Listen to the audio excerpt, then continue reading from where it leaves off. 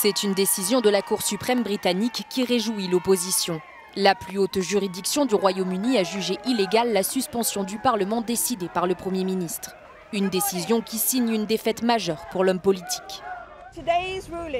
La décision d'aujourd'hui confirme que nous sommes une nation régie par la primauté du droit.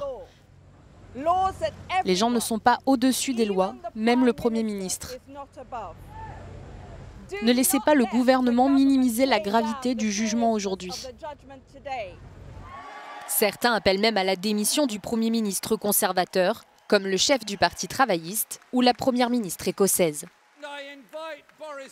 J'invite Boris Johnson, dans cet instant historique, à reconsidérer sa position. Obéissez à la loi, retirez le no deal et organisez de nouvelles élections pour élire un gouvernement qui respecte la démocratie, qui respecte l'état de droit et qui redonne le pouvoir au peuple. La principale priorité du Parlement devrait être de continuer à bloquer un no deal pour le Brexit fin octobre. Si le Premier ministre n'est pas prêt à faire quelque chose de décent et honorable en remettant sa démission, je pense que le Parlement devrait se réunir rapidement pour le forcer à quitter ses fonctions. Le président du Parlement a lui déclaré que la Chambre devait se réunir sans délai.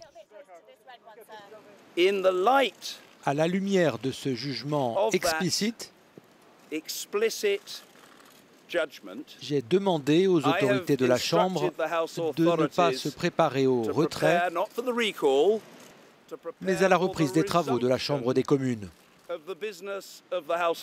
Boris Johnson, en visite à New York, a déclaré ne pas être d'accord avec l'arrêt de la Cour suprême, mais qu'il le respectera. Selon ses assistants, il ne compte pas démissionner pour autant.